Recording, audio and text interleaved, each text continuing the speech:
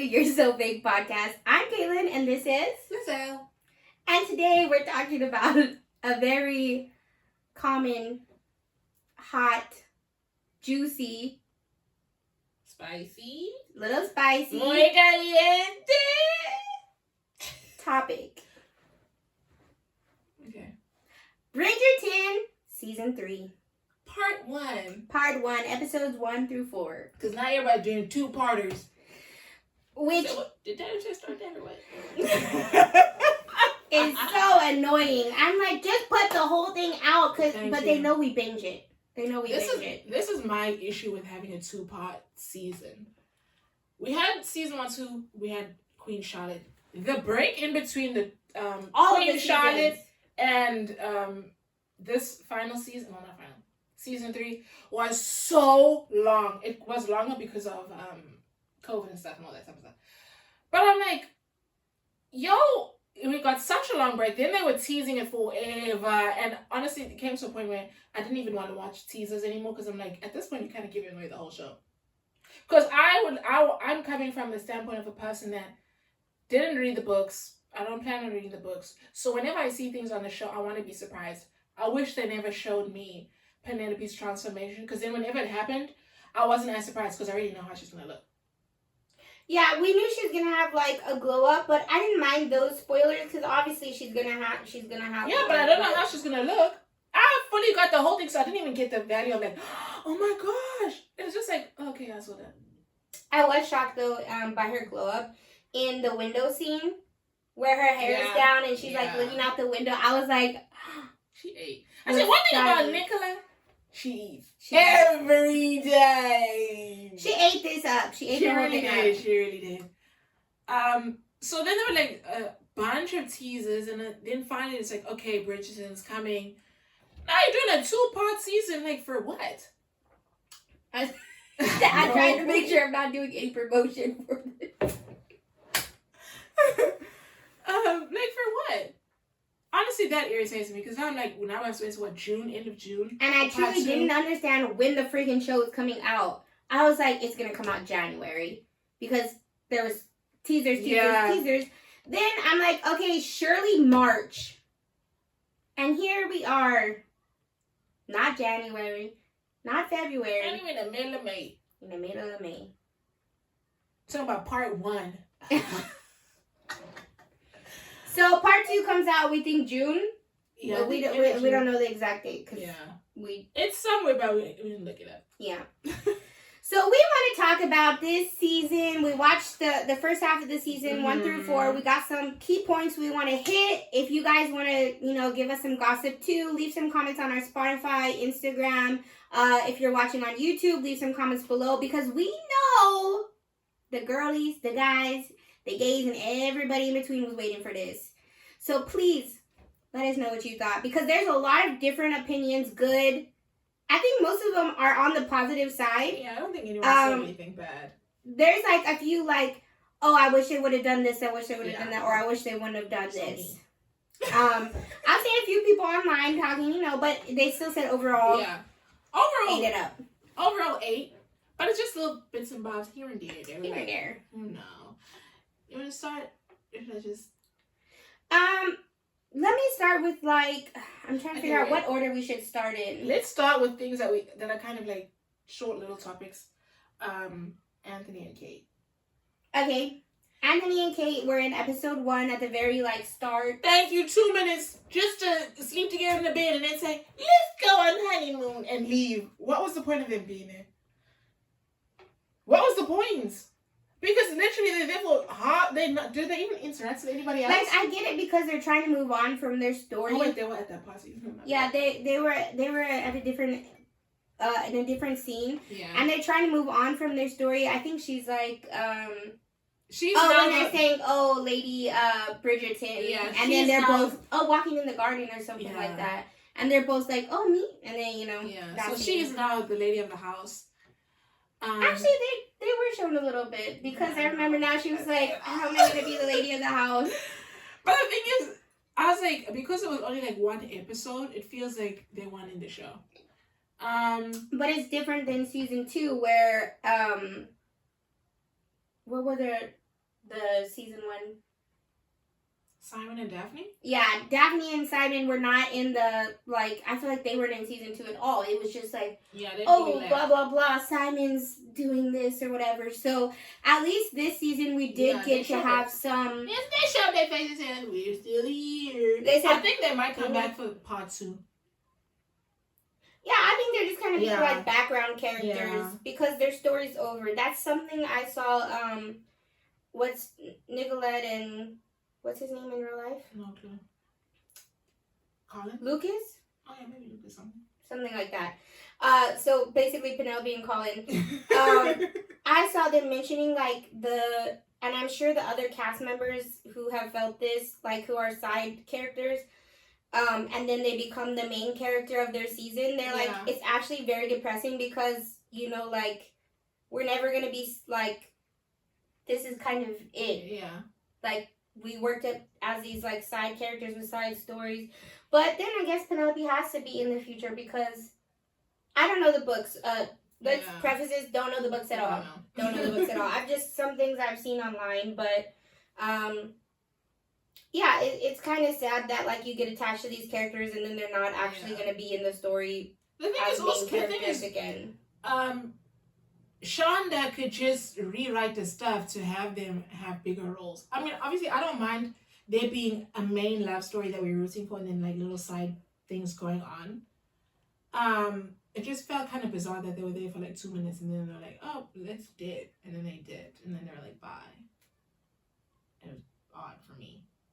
You should have just not came. But apparently, just as a side note, a lot of people been talking about Reggae John saying he doesn't want to come back because he's going to work on all these different things. Apparently, according to the book, Simon and Daphne don't really appear. I think maybe Daphne does, but like their story doesn't appear further on in the books. And Shonda Rhimes, I guess, their whole team, whatever, they were like, yeah, he isn't really going to come back. But then I think he might have also said somewhere that he wants to work on other stuff, but people took it as, I'm leaving the show because I want to work on other stuff. But it was like he was never going to have a major role anyway. Mm-hmm. But I kind of like that whole, here's your season, you're gone. But with Bridgerton, it's hard because the good thing is they have such a gap between seasons that you're ready for the new story. And I guess also because they promote it so much. Yeah. But it's like a conflicting feeling of, oh, I miss them. Yeah. Because when I'm seeing Kate and Anthony in this season, I'm like, sorry guys, my dog. When I see Kate and Anthony in this season, I'm like, oh my god, I forgot how obsessed with them I was like last season. Yeah. I think that's the thing. Whenever I saw them, I was like, oh my gosh, they're in it. Then they left, I was like, ah, duped. Swindled. But that's our view about the movements of each season and the characters prior. And I said, of course, there's those characters that are going to always be there, like the Queen and like the mother, Lady Danbury, all of them. They're gonna have to be it because But it's hard, like I say they cash and get a check. Yeah. They said we're in every episode. We can't get left out. The mother said, I am the mother. She did.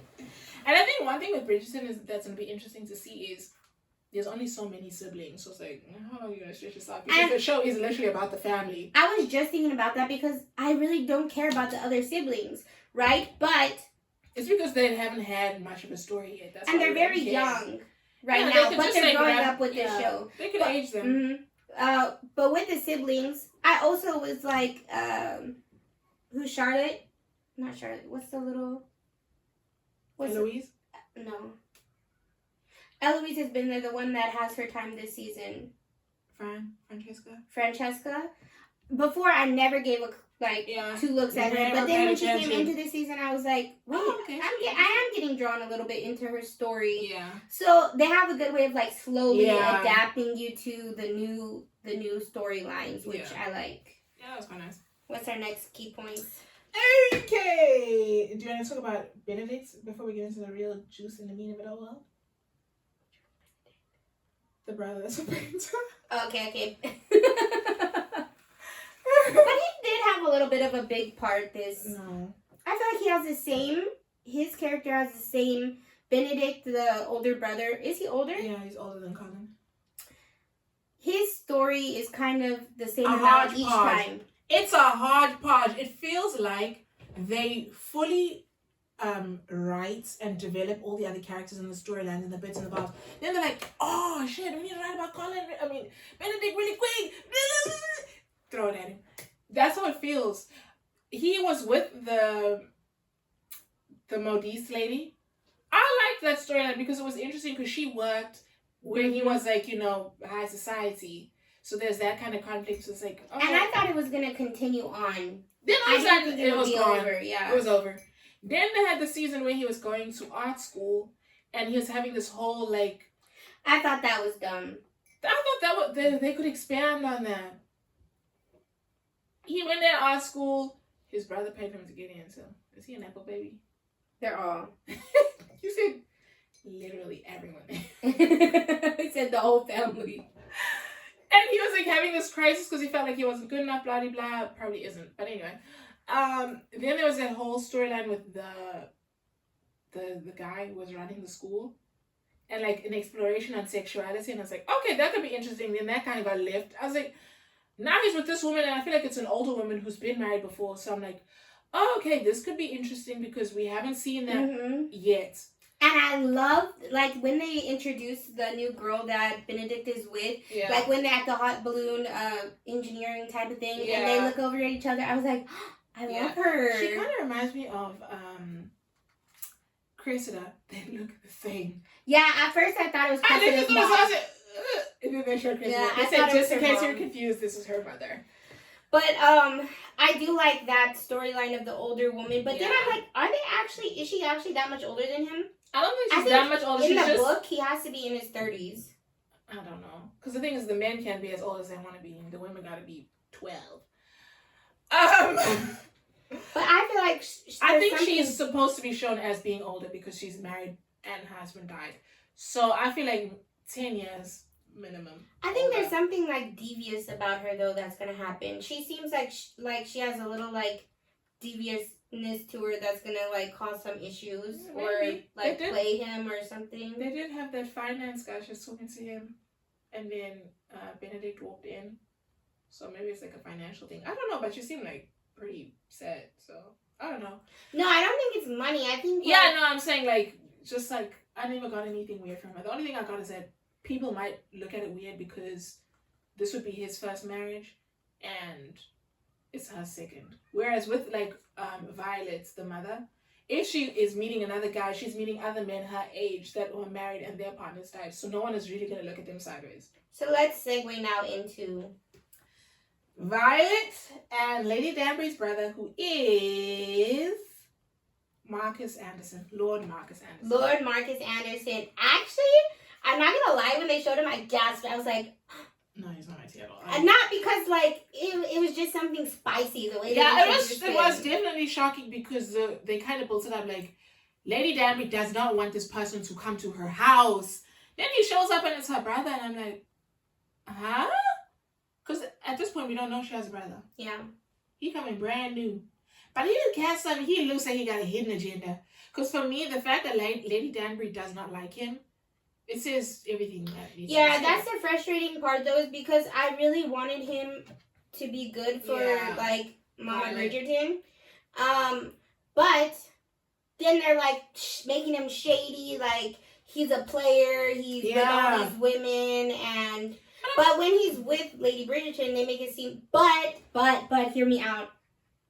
Have we not had the last 2 seasons like these men that are also are not all the men in the show hooking up with 50 billion women? Yeah. Super scandalous and out there. I'll get to it when we get to it. But yeah.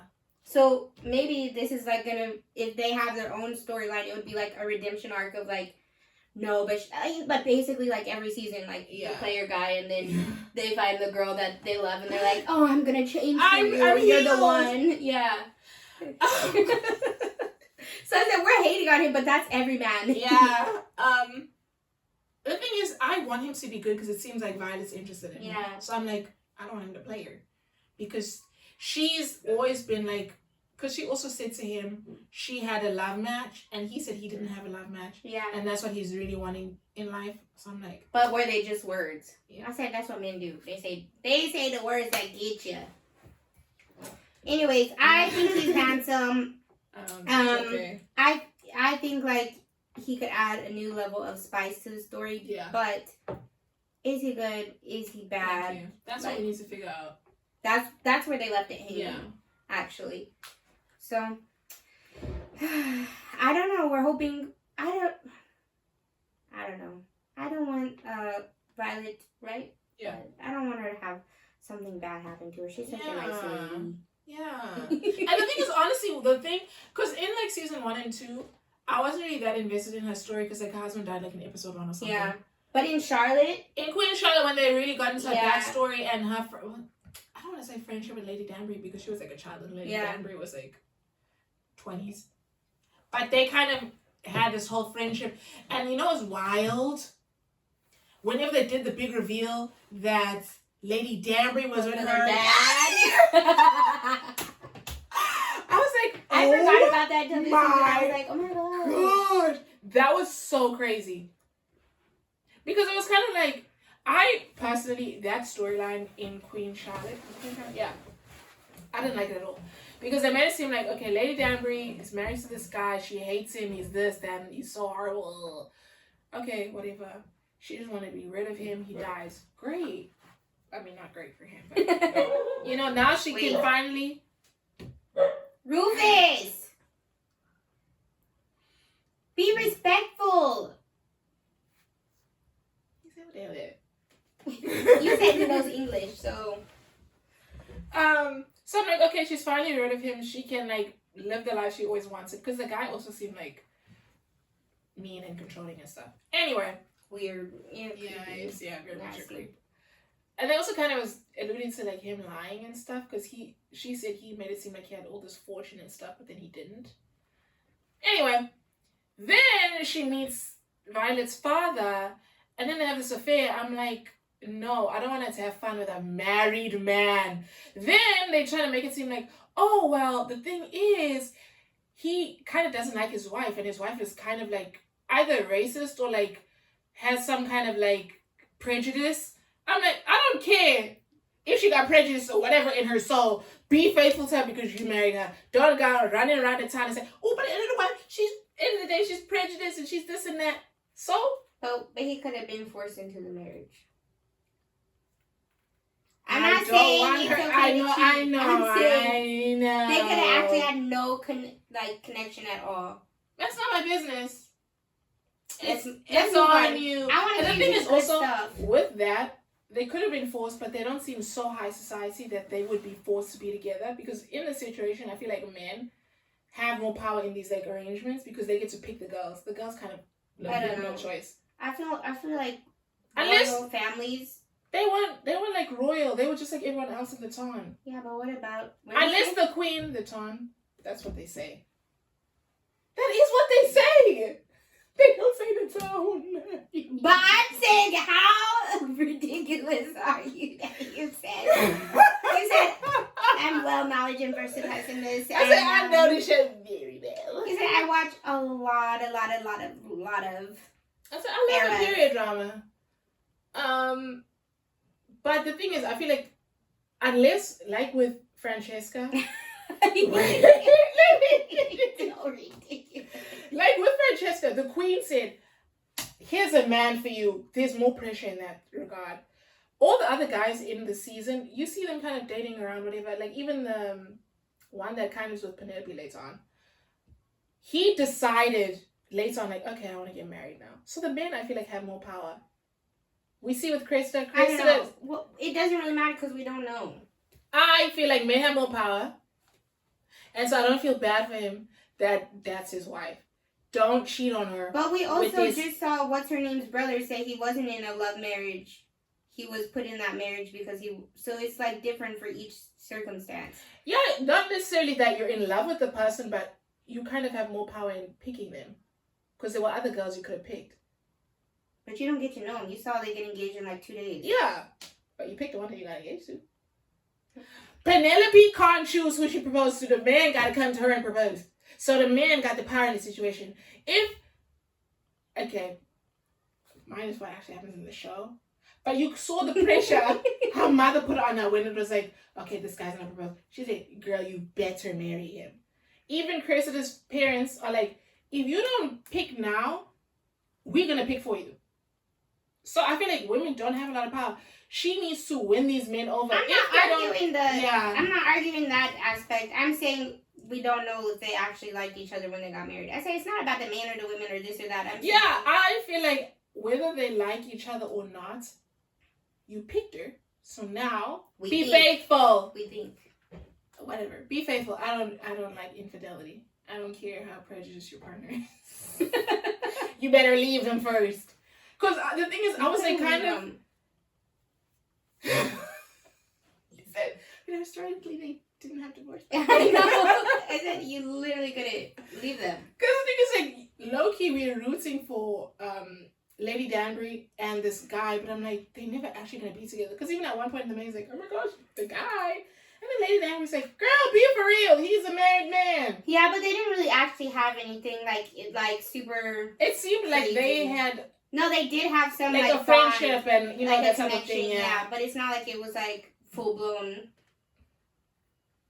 I said, no, they were carrying on in the wilderness and whatnot. You said, you remind me of the breeze. Let's talk about Penelope and Colin.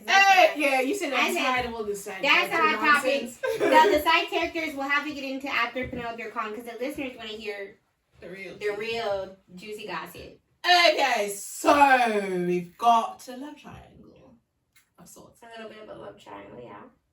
We've got Penelope, we've got Colin, and we've got Debling. Lord Debling. Lord Debling. It's no G, it's Debling. Oh, I thought it was Debling. You said, I'm going to email them because they need to change that. I know. Let's first talk about, what should we hit first? I had a lot of things to say. The thing is, I need to preface this by saying I'm not a huge fan of the character Penelope. Okay, now while you're prefacing that, I like Penelope. I think Lizelle doesn't like her for different reasons. Yeah. My issue, and I'm going to say this once, is a little controversial. And some people, I mean, all our thousands of viewers don't come for me. Yeah, listeners, baby. I know this is going to hit the web and it's going to go viral that I said this. So don't come for me. Yeah. I like, what's her name in real life? Nicola. Yeah. I like her in real life. Yeah, I love her. Like, she's a very good actress. Yeah. But in this role, I was getting annoyed with her acting because there were some key things that she did that were just like so annoying to me, and I know it's like part of her role, but one of them was heavy breathing. Like, as her nervousness, if you guys watch it again, please watch it because it was frustrating me so much. And it was like heavy. It was like that was like, stop with you that. Said, listen. I know what you're doing to Colin right now. But it wasn't just I see what you're doing. It was not just with Colin, like when she was turned on or whatever. It was in every situation, when she was flustered, when she was upset. Yeah. It was just like a part of her acting for that character. Yeah. Like, you know, when you pick up something for a character and you're like, this is totally her. But it was just so often, and like, over the it drove me. I feel like I've seen that online because it's like a nervousness thing, and like it was really frustrating to me because it took away from the scene for me. Mm-hmm. Like, there's sometimes I felt like it went well because I didn't notice for a while. Then once I noticed, I was like, "Girl, stop! You can't do this in everything." Yeah. Like, if you see her laying on the ground with a hot air balloon, she's like. Then she's about to get it on with Colin, and she's like. It's every scene. It frustrated me so much. It made me so sad because I love Penelope so much. I never noticed that. It just made me sad because. And another thing I noticed, like, I think she only did it once or twice. But it's like she'll play with her fingers, like when a scene is happening or something, as part of her like anxious, like I think I saw nervousness. I don't know if I sent it to you, but she said she did get notes from like the directors and stuff that were like, you need to seem more like naive and like you don't know what's going on. Because obviously when certain things are going on, you're like, but then like you don't actually know what's going on right now, so you can't be like, you need to look super nervous and like, what the hell is happening right now? So I think that's probably what it is. She's trying to seem like, I have no idea what's going on. I'm so confused. Blah blah blah. Yeah, and it did seem like that, but it seemed like she was acting like that. I said I believe it. I said that. I feel like one of the reasons I don't like Penelope is because Nicolas is such a good actress that I hate this character so much, but I like her in real life. me I hate real life as if I know the girl. That's what makes me mad with this freaking breathing thing, because I watched her in what was it called? She was in a new series recently, about mental health. We're not gonna get them. I can't remember the name. But it was very good. Watched it all, binge watched it, loved it. But then when I saw her as Penelope, I saw some of the same acting traits in this one. And I was just like, that's what she did when she was a nervous character in that other show. You know? Oh, maybe that's just something that she doesn't. Yeah, so anyways. I feel like that was my one negative comment about that, is like, when it kept happening, I had so like focused on it that I was like, please stop, I'm trying to pay attention to the scene, because like the good stuff's about to happen. Yeah. I feel like some actors just have certain things that are like they're not good at. Apparently Michael B. Jordan's not good at crying. I never noticed it, but apparently he's not good at crying in movies and things. Maybe that's just her thing. Yeah. So guess when we impersonate her, we know what to do. I literally could do. I just gotta push my boobs up and then do the. Guys, if you're watching, like, just go back and look a little bit for it. You'll notice it. I'm gonna rewatch. I have to rewatch it because apparently we're not gonna get part 2 in 50 years. But anyway, I want to start by saying I'm not a fan of the character because I don't like what she does as Lady Whistledown. She sold out her pregnant cousin. For me, that's big because she knows how influential she is as Lady Whistledown. So she knows once she exposes that her cousin is pregnant, none of the men are going to want to marry her. Right? That happened, so then basically the cousin was done for. Colin then revealed later, mind you, she only did it because Colin was trying to be with her. But instead of going to Colin to his face and saying, listen, my cousin is not telling you that she's pregnant, but she is. And as your friend, I'm looking out for you. So keep that in mind, blah, blah, blah. She could have just gone to him. But she didn't want to basically reveal that she wanted a man for herself. So instead, she goes to her Lady Whistledown and write a little article and expose the girl to everyone. Didn't like that. Luckily, the baby's father, the baby daddy's brother, stepped forward and was like, listen, my brother did tell me that y'all were together. And he told me that you're pregnant, so I'm going to step up and basically take care of you because I know that you're going to be destitute on the street if I don't help. Then, whenever Queen Charlotte was trying to figure out who Lady Whistledown was, at one point she thought it was Eloise. So, instead of, I don't know, exposing herself to the queen or something, she writes about Eloise in Lady Whistledown. And the thing that irritates me is the modiste was like, why don't you just write about Eloise? That'll throw the queen off the scent. She's like, oh, me? I never wrote about Eloise, my bestie. Next thing, well, Eloise is actually a feminist. Why would you do that? That got on my nerves. Then I was like, maybe I'm doing too much with this. But then this season, whenever she had that conversation with Colin, because I think she asked him, like, basically we're friends, but you would never court me. Why would you never court me? Blah, blah, blah. And then he was, I don't know what he said. I can't remember what he said to her. She was so upset. She goes home, writes in her letter. And you know how she wrote it? She said, that's how she wrote it.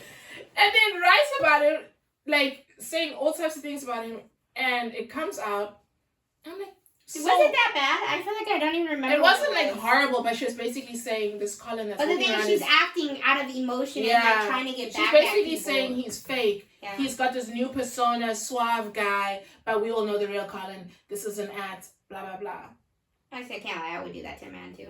But I'm like, you need to stop doing this. Like, Eloise is right. You have a lot of power. Obviously, she doesn't have to talk about politics. I mean, she could. Eloise said, "There's a lot going on out here." Anywho. But it's like, you don't have to constantly act from an emotional place. Then even at one point when she exposes, well, she writes about herself, at that point it's like, she can't not write about herself because that would have been such a dead giveaway. I was curious if she's going to write about herself in the carriage scene. No. I mean, I don't know yet, but I'm like, nobody saw. So why do you say dead ass? I know. But I'm like, at this point, we don't know because she literally said, I don't know if anybody saw us. But the thing, no, it didn't happen in a public space. A lot of what she talks about happens at like the balls. It's a possibility still. Okay, it's possible. Because she did write about her cousin. Nobody knew she was pregnant. And she also like purposely made a statement of the curtains were open. I don't know who saw us. She could force his hand. Basically, because if she exposes it, he's gonna feel like, I mean, he's already basically proposed. I don't like that proposal. That was weird to me. Let's talk. Okay, we're talking all the negatives. I know. We haven't even got this into the real. I know we're talking all the negatives. We're getting the negatives off our chest so that when we talk about the positives, like it's just getting us. That tore me up when he said, "Aren't you coming?" And we have to give. No, then she's like, your family is gonna see me, because at this point, you know, when he was training and stuff, she was like hiding so that they don't see that they are hanging out. And then he was like, we're gonna get married. He said, are you gonna marry me or not? Yeah, that's not a literally. proposal. Okay, I'm not gonna lie. I loved everything that was happening. So like, I was super excited. Then when he said that, I literally in my home, sitting on my little couch by myself, said. And then I cried. I cried because the whole scene was like built up, and then I just like cried because I was like, oh my gosh. And I was sad because this thing was over too. Yeah. So I was like, okay, now I can like breathe. But then I was like, what the hell? Yeah. I said, it's only episode 4 and you're asking her to marry you? Yeah, they usually do. Why get married early I think it should have been no, it's not the time saying that it's like, what are they going to do with the other half of the season? Because I think they should have built the relationship up more. Mm-hmm. I think they should have had this moment, and then it should have been like some more like longing, wanting, secret like meetings. Yeah. For me. Something, because it literally confused me. I was just like, so all of a sudden we had nothing. Now, boom, you guys are fingering in the back of the carriage and getting married. I personally wish he had courted her publicly. Yes. I wish he realized, like, you know, I like her, blah, blah. Did that whole bended knee thing where he's like confessing that, you know, because I hated when he was like, but what if I do have feelings for you? I'm like, what do you mean, what if? Just say that you like the girl. I don't like this hypothetical crap. I wish he was like, listen, I realize now that I genuinely have feelings for you. I want to try and win you over. And I wanted her to actually be fighting between Devlin and Colin. The issue is, Devlin realized, okay, you like Colin, so he withdrew himself. It wasn't Penelope's choice, because she would have, I feel like she would have married Devlin if Colin hadn't said anything. So I wish it was like, Colin genuinely had to fight for her, and not like he was like, basically, I like you, so be with me. And she's like, and then he's like, I want to figure you right now. And she's like, what's going on? Okay, not in a bad way, because she knew what was going on and she wanted it. I said there was a consent moment that everybody loved on the internet. Yeah. They were like, yes, this is what we need, a moment of consent. Like, love that. I said it was consensual, but I'm like, in the heat of it all, and then you get out the couch and says, you're going to marry me or not. I wish, because she's loved this guy for so long, she got more of a public proclamation, and it was like, she gets that off her chest, because people are, girl, you really think Colin's going to go for you? Yes. Actually, I really think he liked me. I think he wanted me real bad. And also, it made me angry about her character. I mean, it goes with her character, but whenever what's his name? Devlin?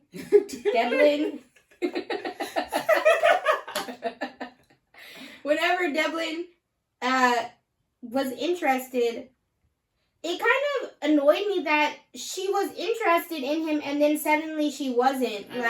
That annoyed me. I was also like, this is a nice guy. He's treating you well. Like, and you're this spinster. Nobody wants you. Now this handsome, smart, rich. like interested in your interest. Nice guy is showing interest in you, and you went from like being into it to suddenly at that ball being like, yeah, I love Colin and I don't love you. I'm like, are you dumb? She wanted to fight Chris at one point. I'm like, what's going on? Because that's what it would have led into like the battle for her is she should have liked him too. I don't know why she suddenly wasn't interested in him. Yeah. Because she had no clue Colin was interested in her.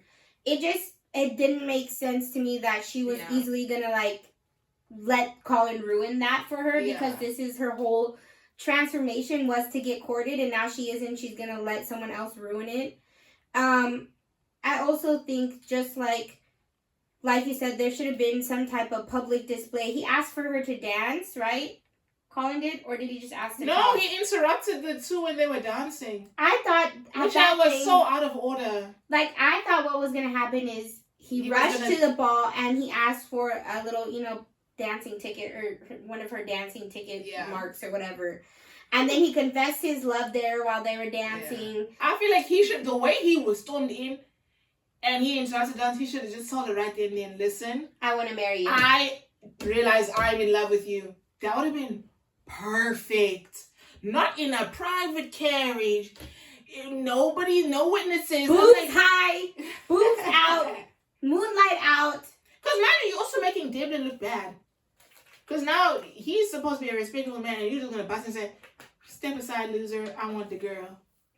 At least, I need more. That frustrates me. The thing is also with Devlin, he was perfect because she needed a man that was going to have his own thing and going to let her do her own thing so she could continue being Lady Whistledown.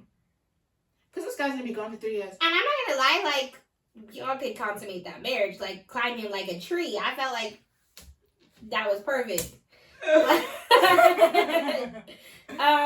I was disappointed in that, but I'm glad he has Cressida. I feel like I will say, but I don't think Cressida can survive without him for 3 years and they'll be like in a happy marriage. I think that she would probably leave with him. Wait. Oh, maybe. But my theory was, I thought they were like, what do they call it? Like queer baiting a little. Yeah, with Eloise and Cressida, because I thought there was going to be something for a very long time. Because even when her father was like, I don't want you seen with that girl, it's either because she's a feminist, or I was like, maybe Cressida had something happen with a girl before that they like, maybe we're just like, you can't be with women, like, don't be alone with women. So wild. So I was queer baited by that little friendship, and I thought because I heard that they're writing in like future queer relationships into the show. Oh, okay, I didn't even hear that. So I was like, is this prefaces for what's gonna happen? But I don't care either way with Cressida. She's gonna be with Devlin. Got it. That I'm happy for that too because I want them both to be happy. And, like, Cressida's, like, character arc in this season. Yeah. Because I think also they end up revealing, like, low-key, she's getting abused at home. Well, not abused, but her parents are cold and stuff. Yeah. So, for me, it's like she's a lot like Penelope in the sense that she has this type of relationship with her family. You know, it's not loving. She really basically needs an escape. Because that was why she wanted to get married so bad this season, Penelope. She's like, I cannot be at that house with him anymore.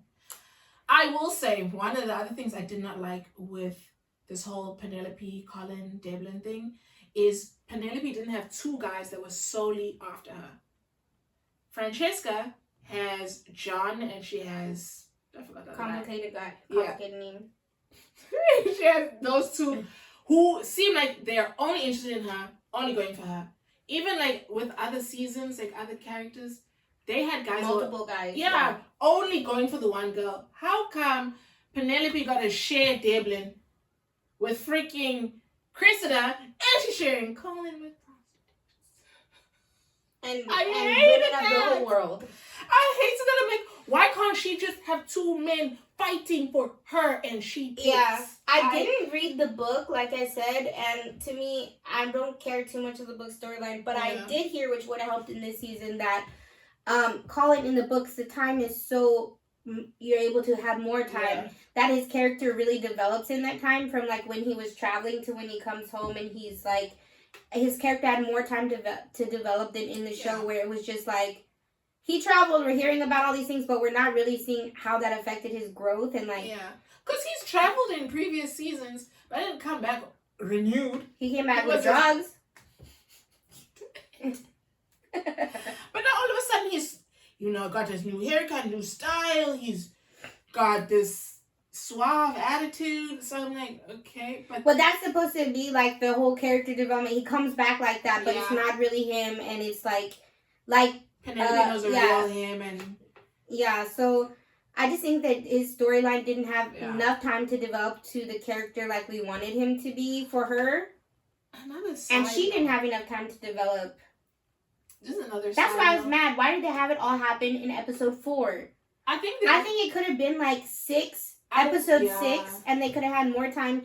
Her and Devlin could have had more time to explore that relationship, and he could have had more time to be like longing, pining, growth. 6, they could have had it like happen. But I will say, I think there's gonna be some drama between them because it can't just be that easy. Who's gonna object? The only thing is if Colin not object. I just think I don't know what's gonna happen. Gonna be drama. The thing is, I don't know if her mother would say anything because it's a Bridgerton. So nobody's gonna say anything. The mom loves her like the mother loves money. No, Miss Bridgerton. Oh yeah. She likes Penelope and she loves Colin to be like following his heart. And she's kept hinting over the friend. Do you have a friend? And he's like, shut your damn mouth, woman. Kidding, you didn't say that. He's like, no, that was hypothetical. One thing that was wild was whenever he was helping her, and then I think Eloise came in and he was like, oh, go to my study. She's reading his little fan fiction. I'm like, hold on. When was he ever writing softcore porn in his freaking diary? Or is it fiction? Because she's like, oh, your writing is very good. So it made it seem like it's not a diary. No, it was a diary. It was a diary? She was just saying the way he wrote was like beautiful. Oh. Because it's like, oh, the moonlight, this, that. It was his diary. He was writing about like the women in Paris or whatever. But the way that he wrote it, she thought was, it's not common that many people could write that. Okay, yeah. So the way he was writing was like very eloquent. And she was just like, oh, okay. Yeah. She said, I don't know what that's about. Yeah. Literally. She said, take me to Paris. She said, I'm trying to see what's going on over there. And then he showed her what's going on over there. Oh my god. But I'm not gonna lie, I didn't like that carriage thing the same way I didn't like Anthony and Kate, because they stayed together before they got married. I mean, obviously, it's not be all end all. You gotta wait for marriage. I just feel like the sentiment in the show, I would have liked it. Because the thing is also, okay, I don't want to talk about the other season. But they didn't have sex. Who? Penelope and Colin. It was just sexual. He fingered her. Okay, fine. It wasn't penis in vag, but I feel like it still counts. Ew, why do you say vag? I don't know. I don't like that. It wasn't like full on, but I feel like to some degree it was sexual. Yeah. Because I feel like we can't say that they didn't have sex because he didn't. I thought he was gonna go down on her, and I was like, get it. I also think he was gonna do that. I feel like that would have been too much because she don't know nothing. Yeah. I feel like that would have been a bit extreme if they did that. Let's talk about the exciting parts of their their moments. First, big one, they're doing their little practice, whatever, together in secret. And I think the other big moment was when she was like, just kiss me. She was all desperate. No, that was annoying. That. But what I did like was how it happened, and she's like, let's act like it didn't happen. And then she acted like it didn't happen. Yeah. Love that. So I was like, great. And he's over here dreaming about her, pining for her, and she's acting like nothing happened. This is when she's going to get hers back at him. Yeah.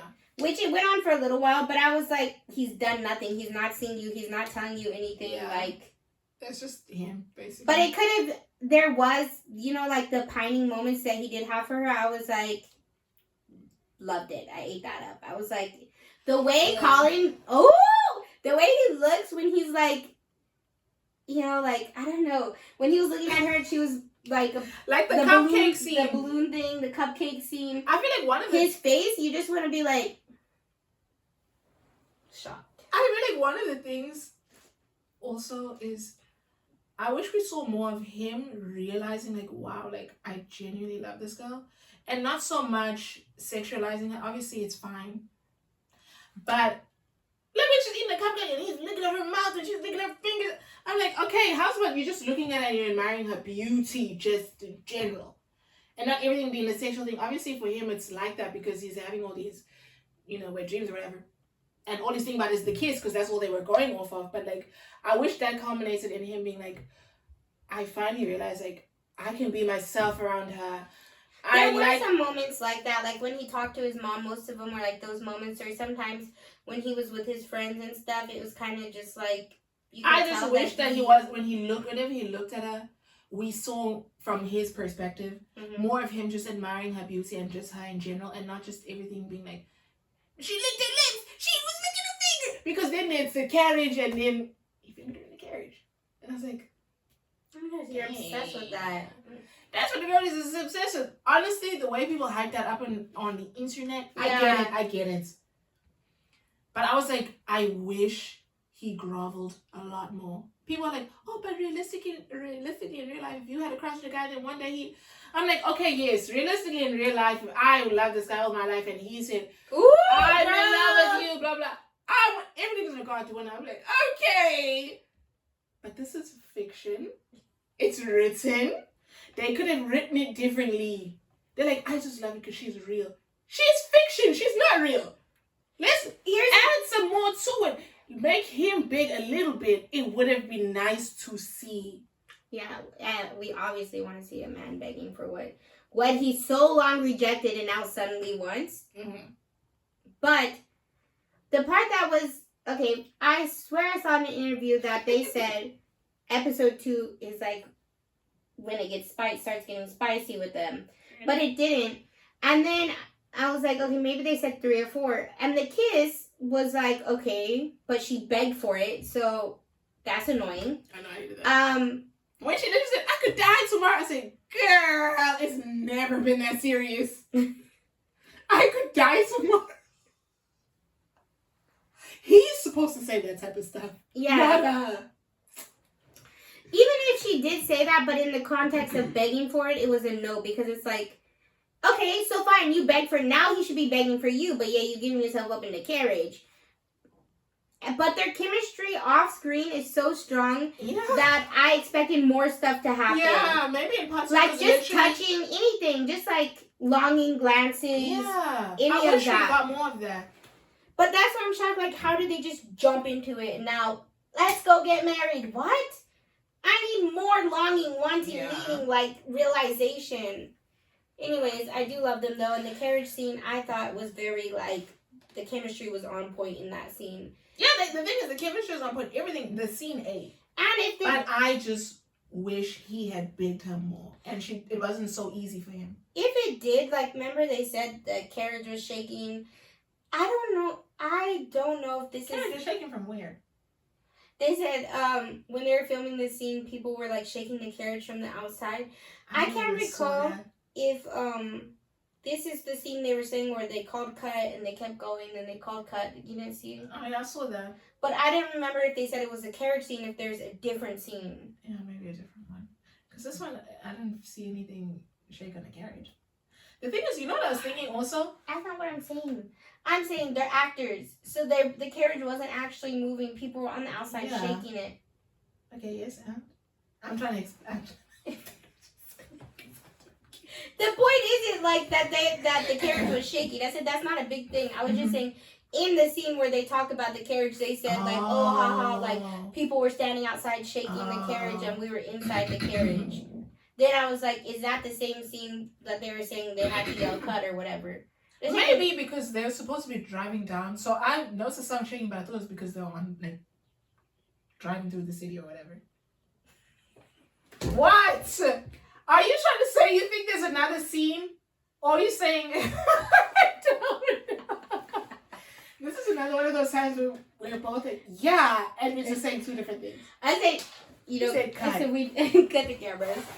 What's the next topic? I wanted to say something. I know. Okay, go ahead. Yeah, but I feel like their chemistry off camera is a lot better than from what I've so far. And then on the show, so I'm kind of confused. Because there's things where he'll touch her shoulder and when he's looking at her, I'm like, why work that on the freaking TV screen? Or she'll be talking in an interview and he'll be looking at her like Yeah. she's the best thing that's what I wanted ever saw. Yeah, that's what I wanted to see more of. Those types of interactions where it's like obvious to everybody else around that okay, this guy really likes her, but she's oblivious. Mm-hmm. Kind of like how it was with Kate and Anthony. Yeah. Where like for the outsiders they're like, but then they do know it's just stupid. But it was like his mom did notice that. Yeah. In the with him, but she only noticed it like 2 scenes at the ending when he was basically telling her like, "Oh, you and Dad were best friends," and she's like, "Well, I know who your best friend is, so nice you looking at it now. I get it, but I don't know." What do you guys think is going to happen in the next few... Actually, don't tell us because you probably read the books or something and you read spoilers. No spoilers. But I do think it's interesting to think that in the book, the characters are like 29. I think Penelope's like 29. Yeah. So I think that's interesting. Like, because they're taking scenes from the book and stuff, they said like this season has the most things from the book. So I think it's interesting to think about in the book at this time where some of these scenes are...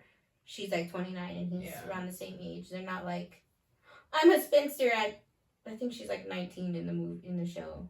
Actually, I don't know, but she's not 29 in the show. Yeah, I think she is supposed to be maybe younger because it's only her third. Yeah, she is young. Her third, whatever. Mm-hmm. Another thing. Okay, wait. Next topic is, I feel like we missed stuff with Penelope and Colin, but also we didn't at the same time. I said this ain't no deep dive breakdown. The boxer and his wife, who are they? Will and Alice Modric, who become... The Modrics. Who do they become? I don't know. Lady something. I can't remember. The son basically inherits a fortune. Yeah, the little boy inherits the fortune and they move into the mansion. And yeah. Not the mansion. What is it called? Manor. Whatever. The land. Their storyline is breaking my heart. Because it's easy to look past it. But when I realize this isn't... I feel like it's not going to end well. So... I keep, like, at first, it's like they take you on this exciting thing where you're, like, attached to them. You're like, wow, they're just like us, and this is happening to them. And you're excited, and they're in love. But then, towards the end, it's like, they're not on the same page anymore. And it's like, he's holding on to the old life, and she's moving forward. And she's, like, with, Lady Danbury? Yeah, she's with Lady Danbury at the ball and, like, taking her under her wing. And... the bar is failing, they're talking about this and this. So I feel like either they're gonna come to some point where something happens and they're like, okay, we have to stay together, we have to stick this out, figure it out. Mm-hmm. But it kind of seems like there might be something sad ahead for the two. Oh my gosh, I hope not. Right? But it's hard to see that. But then when I saw somebody say something about, or maybe you said it earlier, like, I know some stuff that happened or maybe I saw it online too, of like, oh, I might have seen a picture of them or something that made me be like, wait, is something bad gonna happen? And then when I started thinking about it, I was like, it did seem like they were going apart. I hope not. But the thing is, I like them. I like those two characters. I think it's a very interesting storyline because it's like one of us gets a title. Now they're living a good life with everybody else. Unexpectedly, and they worked hard together. Yeah. So I'm hoping, because I don't want that to be like happen to them. So maybe Shonda changes the storylines. Yeah. I didn't actually have proof of anything is what I'm saying. But in my head, I feel like I saw a picture of them online and people saying like maybe the title said something about like the other books or something like that. So I can't actually prove anything to that storyline, but I just felt like there's something happening there. I don't know. The thing is, I like them. To some degree, I can see where this guy is coming from. He was a boxer. he took the money. Because remember in season 1, the he was figurative trying father really hard, scammed him, and then he built this place. He tried really hard to go get people to go there. Yeah, and then it took he really worked hard to build up this gentleman's club thing, whatever. Wait, side note, I just realized too. I was so annoyed when they said, "Oh, we're not going to so and so's place anymore," to call in his little 3 friends or whatever, and he didn't say anything. I wanted to be like, stand up for that guy. It doesn't make sense to me why people wouldn't go there. Okay, anyways, I was mad at that. Basically, the reason they don't want to go anymore is just because you're a lord now. Well, he's not a lord, but because let's just say he's a lord now. Because now you're part of high society, you shouldn't work. Because somebody even told him, his friend, when he was at the bar, his friend's like, "You're part of high society now. You can't work. That's part of the deal. These people aren't going to take kindly to you wanting to run this place and still maintain your status.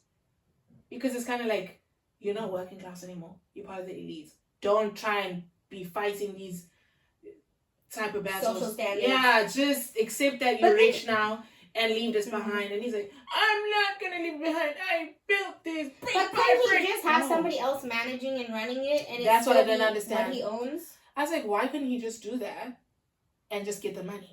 And just hang out there. But he literally was being there wiping the tables. He irritated me so much because I'm like, I know you worked hard for this, but now you're only thinking about yourself. What about your entire family? If this thing work out really good, you're set for life. Yeah. Your son is going to be a lord. He's going to marry and the family's just going to maintain this wealth now. As you can see, people are so freaking fickle. They decide one day they don't want to go to a freaking bar. You're done for. Mm-hmm. Why not try and get the favor of the queen? Because now even the wife is under Lady Danbury's wing. So low-key, the queen is kind of looking at her in a good way. Because she's friends with Lady Danbury. Now you're trying to get on her bad side. Because even Lady Danbury's like, basically you need to convince your husband to leave this thing behind. Because the queen is not going to like this. That's why I'm stressed for them, because this man's a freaking idiot. The fact that they're saying all those things and they're making it a point. I said I look for the foreshadowing and stuff. I don't. I said when I watch it, I really don't know what's going on. Yeah, that I was like, ugh. I was rooting for them because they're a good couple. We were rooting for you. We were all rooting for you. Literally. But we don't know. We don't. Speculation. It can go well. Rumor is. Rumor has it. Allegedly, that's what could happen. Francesca and her little boys. I like Francesca. She's very interesting. At first, I thought she was annoying, but then I was what's going on with her? Yeah. But then after a while, it's kind of like, okay, she's just very quiet, subdued. She's not like her family. Her family is very extroverted, grand displays of affection, and she's like, that's not her tea at all. So whenever she was standing outside, when she first met John, the Earl of Kilmartin, I was like, this is so odd. When they were standing there. Yeah. And that's when I started liking her. I was like, okay, so she's just not interested. She was just not interested in that. What was his name? Lord Summer. Or the Summer other guys. Yeah, the other guys that were trying to talk to her. I'm like, so she didn't, she wants somebody who she can sit inside and share her passions with too. Yeah, because I think this whole time her mother's like, you can find a love match. She said, whoever the queen picks, or whoever ticks the boxes. I'm really not looking for love matches. She's very I really don't care for love. I just know that this is what we do, so I'm just gonna follow the rules and do it.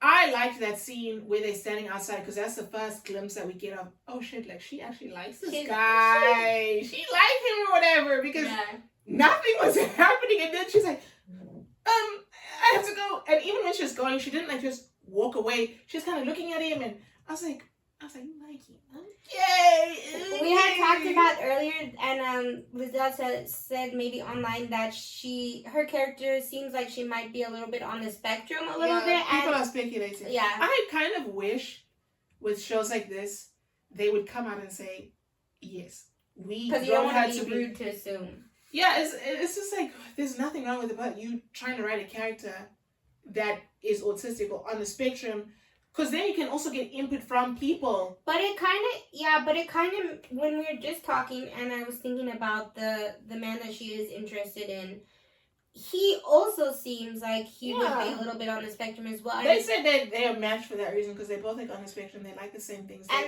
it would make sense to them, like enjoying like the way he just runs out of the street is like he doesn't really know what to do, but he just thought of something, he has to go do it. Yeah. And then like they both like silence just to be with each other. Yeah.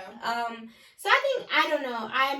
I'm excited for that, but I don't know. I'm also excited to see how it progresses. I think their story is gonna be like very romantic, sweet, like the things where we're hearing all the lovey-dovey things we like to hear. Very much like King George when he speaks to Charlotte and they're like in love. Like that's how I see them talking to each other. That's what I'm hoping. I hope, because there's also Sam and Danny. Yeah.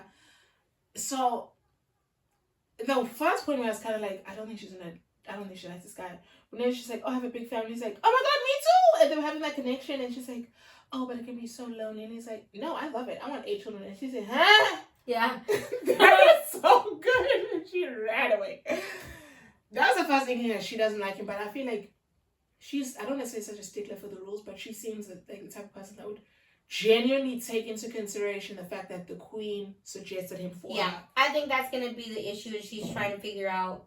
Yeah. And I don't think she'd want to do anything to like upset the queen, because she said, because at one point her mother's like, okay, but how do you know you really want to be with someone now? And she's like, well, the queen said it and I trust the queen. Yeah.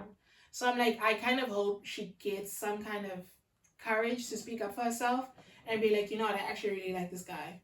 And, you know. While we were talking about the spectrum, that subs into our inclusiveness in the show this season. Yeah. I mean, they've always had like that mark where they've been about like bringing in inclusive and new storylines and like just things that people like out of the box a little bit, not out of the box, but like something that we don't see often. Yeah, like things that people can actually relate to. Yeah. So this season we saw they use British Sign Language. Yeah, like I think, and it was just a quick little snippet. Yeah. It was like when they were all walking out. Yeah, I didn't really the mother and the daughter. When I saw it, I was like, oh yeah. Yeah, I noticed it, but I was just like, it happened quickly. Yeah. And then there was what scene was it? At one point, Penelope and Colin were talking, and he was like, okay, like, you need to go and talk to someone or flirt with someone. Then she went and was flirting with, she was talking to the guy that was in the wheelchair. And I liked that interaction because she was having a time of her life and he's having a time of his life. And they were really talking and getting on. You could see Colin's getting mighty jealous. Like that. Because I sometimes in shows like this, they'll have that a character like a guy in a wheelchair. Then Penelope goes to talk to him and she's not interested. But she seemed like she was really interested in him. So I was like, oh, okay, like that's nice. I hate when they do the reverse. Yeah. So yeah, I like that. Also, I've been seeing a lot of talk online with Penelope's transformation. It was just like she got new clothes and changed her hair. It wasn't like, oh, she started changing her diet and exercising, because I feel like a lot of times when we see movies and TV shows and stuff where a woman has a transformation to get a man, it involves weight loss, changing your whole personality, do XYZ.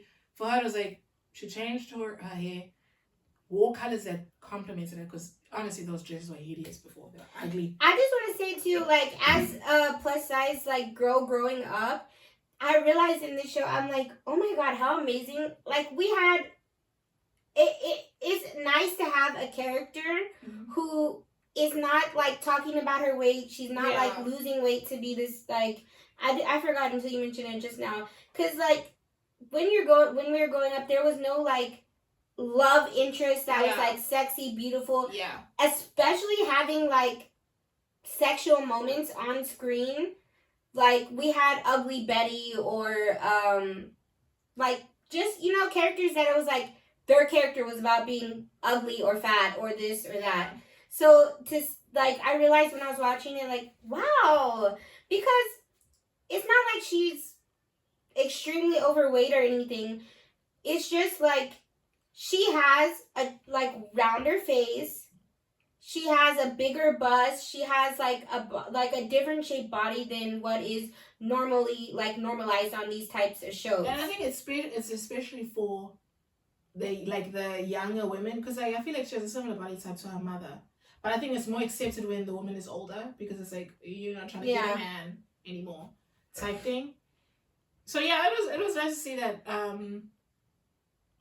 her glow up wasn't like physical aspects about her had to change to be found attractive. It was just like complimenting her already there features. Yeah, because I think even with her speaking to these guys and stuff in the beginning, you could see that she was like putting on a show, like, oh hey, how are you doing? But then when she started actually just being herself is when she found the most luck, and she was like actually able to have conversations with these guys. So she didn't even have to change her personality, because when she changed her personality, it wasn't all working. Yeah, she was uncomfortable, like anxious, awkward. But when she just talked the way she felt, the guys were into it. Not that matters, but I feel like, you know what? I need to get this on my chest. If we're gonna talk about inclusivity, one of the things that really irritates me about Bridgerton, they pushed the show as like colorblind casting, blah blah blah. So when I went into Bridgerton, I thought it was like, yes, there's gonna be characters that are different races, but that's not really gonna influence the storyline necessarily. Like, we could talk about their heritage, but that's like kind of it. But like with Queen Charlotte, when they did the backstory, it was very obvious that, oh no, like, you're black and we all know you're black and we're judging you because you're black. Because they kept talking about her skin tone, irritated me. Then even whenever the POC characters got added to like the high society, they were discriminated against based on race. Because the Lady Danbury's husband wasn't allowed into the gentleman's club. But I'm like, he's a gentleman now. You're supposed to let him in. Why not you letting him in? Because, you know, there's that whole thing. Then even when Lady Danbury's husband died, all the POC characters came to her like, okay, but what does this mean for like, us? Yeah, what does it mean for us? So if our husbands die, does the inheritance pass on to the sons like it does with everyone else? Or is it was mostly touched on in Charlotte. Like, yeah, so I was like, that's not actually colorblind. Y'all just have POC characters. Which they're also just saying in this era of Bridgerton, where the show started, it's evolved. But when we go back in time, it was more similar to the circumstances that we all know of. So I was like, it ain't really my colorblind. But I mean, obviously, on the normal Bridgerton, they don't talk about race and stuff like that. But when they did in Queen Charlotte, I was like, what is this? It's not colorblind. Y'all seeing the color. It was annoying. Yeah. Like, I feel like something that was like, I felt more colorblind casting wise. I don't like that term, colorblind casting. But anyway, Mr. Malcolm's List is an excellent movie. And it's a period drama. People should watch it. I was gonna say also, when you were saying like the aspect of the colorblind thing, I still want to take note that what I was saying about Penelope, she still was chosen as that character to be like that. I think she's the heaviest character in the show, like visually, and she was chose to be the character that is a spinster that nobody wants to be with. So that's also like, it's like y'all making very obvious choices and we see what's going on. Just tell us. But anyway, that was something I wanted to take note on that I loved, which every season is great. We're about to wrap this up, but what I loved, the Queen's hair pieces, always shocking, stunning, amazing. Genuinely, art work. That freaking hair team on that show eats every single time. And I feel like it's not even just Queen Charlotte. All of the characters have like great hairdos, because they brought in more POC like girls that are like just courting and all that, you know. And even those girls had like great hair and stuff. And I'm like, oh, okay, cool, doing this, doing that.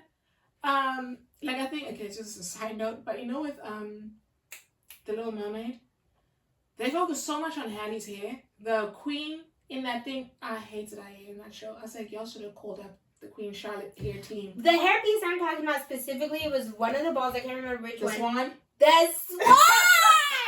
Yes, inside the whole, like, inside it was moving. I was like, moving. did they have this technology? It was, like, decorated beautiful inside around the swans. I was like, that ate. I loved it. Like, that should be what I thought. Like, the swans moving, the crystals. Oh, it was so good. I loved it. So that was one important note for me because that moment I was just like, they really do it every time. Like, they created a whole like.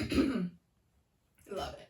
Loved it. And just on a kind of tangent on that is, I feel like with a show like Bridgerton, I personally don't care about historical accuracy. I wanted to give the vibe of the time period. Yeah. Because I think I've been watching things and the costume team and stuff are like, basically we take the silhouettes from the time period, but like the fabrics and the colors and stuff, that's more modern.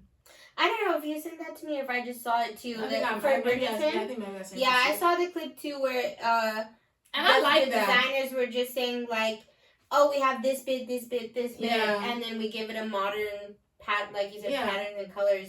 I like that. I hate when people are too much saying, oh, but in this time period, but shut up, it's fake. Yeah. It's a TV show. If you want something to be accurate, watch a documentary. Okay? This is fiction. Even a documentary won't be accurate because it's not being filmed in the 1800s.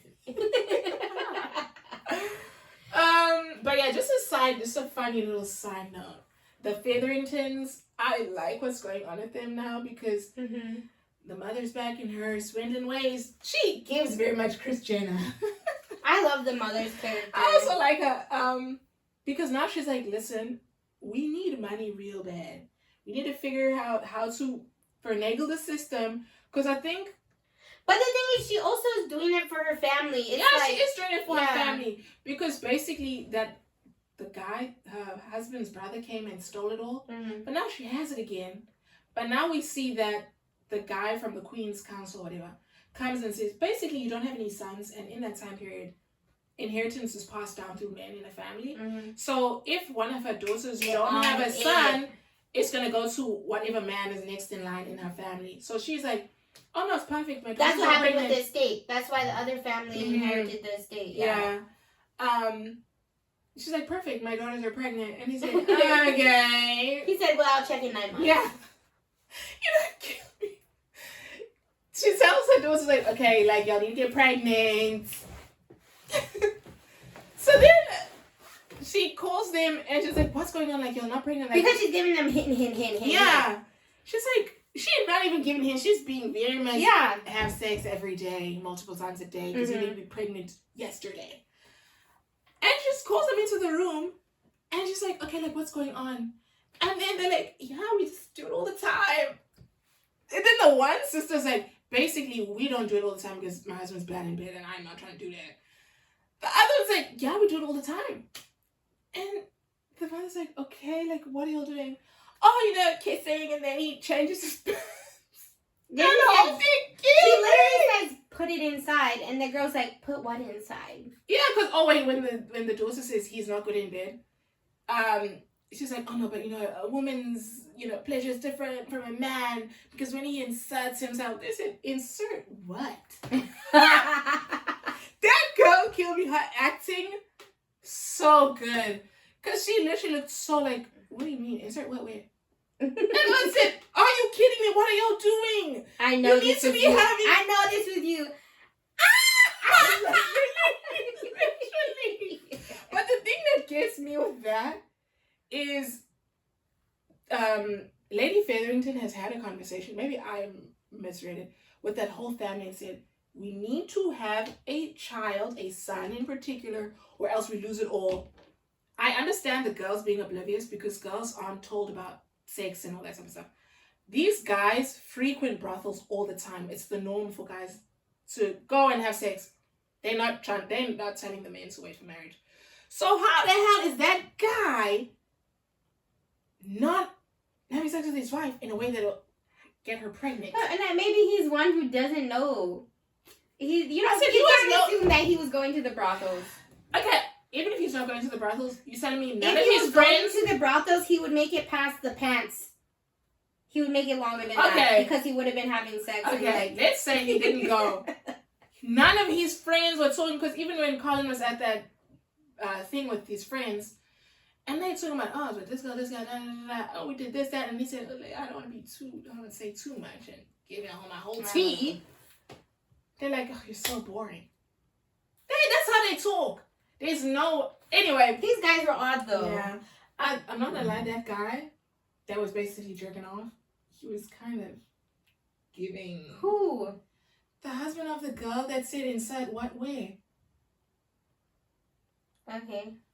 He was giving what? He was kind of giving, like, he was a little bit queer coded. I kind of felt like, I don't know if he's into women. No, you're thinking of the other one. Is The that shorter not one. Oh. There's a blonde one. I think I get the husbands confused. When Penelope then. had her transformation, he kept like ogling her. But the one that you're talking about, there's one that's Asian, one that's white. The Asian one is one I feel like. I was gonna say the shorter Asian. I said before you call yourself out like that, I was gonna say the shorter Asian. I said guy. I'm trying so hard, but I don't know. He's like a taller girl. Yeah. Oh, is he? Okay. Then Yeah, I also thought so, but then, yeah, you know me. Oh yeah, he was the one he pulled aside at the tent. Yeah. He was doing too much. She said, "Come to the tent." She's like, "We're literally outside." I That know. old man. So then what is up with that guy that's like, don't know what the hell's going on? I think he's just a little bit of a. He just don't know what's going on. Just kidding. Maybe he just don't know what's going on. Yeah, you just don't know. Okay. I said men can be virgins too. Yeah, they can. That's what I'm saying. That's what he's giving. Yeah, true. Because what's something had to fight for her life to give husbands for her daughters? Well, One thing, okay, just another side note. I feel like with the show, forget about with the show. With the Featheringtons, you could see glimpses of the mother trying to be nice to Penelope, but it wasn't landing. And I was like, oh, why are you being like this? Because I'm like, you know what? this season made me like her more. I was like, she's not actually evil. It's just like There's a lot going on. there's a lot going on, and her daughter's 29. I feel like that's the aspect of the book part and that character getting mixed because she is 29, so her mother's kind of like, I have to focus on the other two children now. And I thought, like, you know, you're good, you're accepting that you're not going to be courted that way. Mm-hmm. And it's kind of like how they say, like, Hispanic or I feel like African mothers also, or like family members, or even like so many like cultured families who will be like, you're a little overweight, or like, why are you doing that? You're not going to get a husband if you do that. I don't know if white families do that, but I feel like it's well known that other families do. And like very blunt. I don't. Why you said it? You said, I can't relate to white this or white culture. I don't know what they do. So I don't know what they do over there, but in my culture family. I never noticed. I can't speak for all white people. But I do know that it's well known that like Hispanic families will. But I think also one thing is like, I don't know if, I mean, we've never seen it, but I don't know if she ever tried with Penelope to really put her out. Because when Penelope changed her hair and her clothes, the men were running for her. So I'm like, had you taken the time and had the sense to do this idea, she could have been married a long time ago. Who knows? Because it seemed like between Penelope and Eloise, Penelope kind of seemed like she wanted to get married. Eloise seemed like she rejected the whole concept. Penelope's been wanting to get married. Yeah, so I'm like, if she actually wanted to get married, why not like take the time to help her? Because she got a new dress, the men were flocking. She put her hair down a little. They said they were falling all over themselves. So I'm like, it's clearly very easy because she's stunning, but you were just, I don't know what the hell she was doing. Because literally, maybe it's because the mother really liked those hideous dresses and the ugly hair. No. That's what I think. Because whenever Penelope came down the stairs with that dress, she was like, oh, whatever, she wants to wear these ugly colors. So maybe she pushed, like, you have to wear bright colors to attract a man. And I don't know. that's what I think.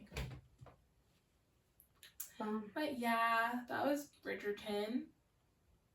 Bridgerton season 3, part 1. I know. I'm not waiting for part 2. It better be freaking good. I want my jaws to literally be on the floor. Me too. I want to scream when the sex scenes happen. Because you know the thing is, Penelope has to say like, I'm very naked. It's very yeah. I'm like, okay, it's not happening. Nicola in the like the thing. Oh yeah, she said like there's a scene where she's like very nude, and so I'm like, let's see it. She said I'm ready, butt naked, and he's doing what the hell he need to do. I said, hold the freaking phone. We're ready to see it. I know, we're ready. Yeah. We have to get this off our chest because we just watched it. Not together because we're people who like to. Actually, do you like to watch things alone? I don't know about her. I don't know about her, but I know her reactions are not going to match with my reactions. That's what it is. And I need to have my private viewing session. I definitely didn't cry at any point in the show. I just cried at the end.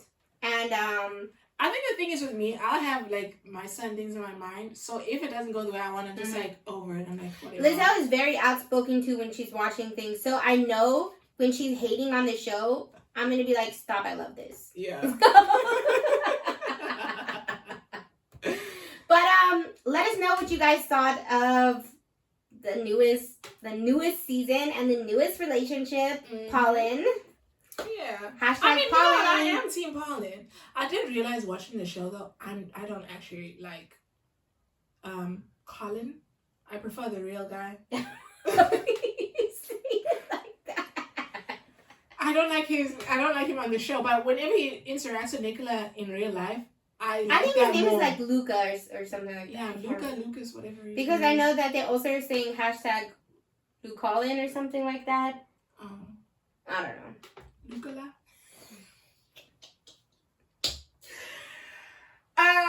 But yeah, I don't know. For some reason, on the show, I do not find him attractive at all. But in real life, he eats. There's one scene I saw. Okay, this is the last thing, then we gotta go. There's one thing I saw. Like, was this not giving? What is that? It's a balloon scene where he's kind of like looking. His hair is like this, and he's kind of looking off to the side. Yeah. Zoolander. Oh, I saw that. People use it. I said, "What are you doing?" It was. I was like, "Don't worry, this for me." Okay, guys. Wait, before we close it out, favorite season so far. Oh, favorite season so far. I don't know. Oh wait, let's just say favorite season. Favorite proclamation of love. So we had season 1, I Burn For You. Season 2, Bane of My Existence and Object of My Desires, Queen Charlotte. Stop. My heart calls your name! Love it. And then I can't remember what Colin says. I don't think there's one yet. No, he said it when he was in the carriage. When he was on his knees. That was his thing. Okay, well, it wasn't memorable for me. You're gonna have to look it up. I think it's really hard. I love the Queen Charlotte one. I used to love season 1. I know. I want to say season 1, but I feel like I like season 1 as a whole. I love that like love scene part in Queen Charlotte. That's what I was gonna say. The like the actors in the whole setting of Queen Charlotte, like that proclamation of love was just like so love it. So intense. It was so good. So, and you know what? Let's just before we close out, because we keep saying we're gonna close out. One thing about watching freaking one thing about watching Bridgerton is obviously I'm not expecting guys in real life. This is a whole nother tangent. This is a whole nother tangent. Quickly. I know I'm not expecting guys. These one guys are not going to tell me that their heart calls my name, but they could. Don't say anything nice or romantic at all. Guys will say, "Oh, I like you. I like your body," and you think you're eating that? You think you're eating? You're not. Everything is still on the plate. It's they only care about like You your said actually looks. I can't even eat what's here because you just upset my stomach. I feel Literally, nauseous. it's giving Nausea. IBS. Like they'll tell you, "Oh, your ass." Literally, when I watch a show, I like men in real life less because I'm like, y'all are not doing this type of stuff. Here's my thing on the whole situation. Before we deep dive into it further, we could do a whole podcast on this. But these stories are written mostly by women who make up fictional male characters. Mm-hmm. If a woman can write these words that they wish a man could say, then a man could say them because they exist and they're real. Thank you. It's not that hard. You know the old phrase, if they wanted to, Thank you. they would. They literally would. My type. Do you It's a know man written by how a many woman. women you could get if You was you just learn how to romantic. speak and like care and just like okay. What is That's it? it, Closing Travis. it. You're to men who don't do that. Ugh, You're so fake. Bye.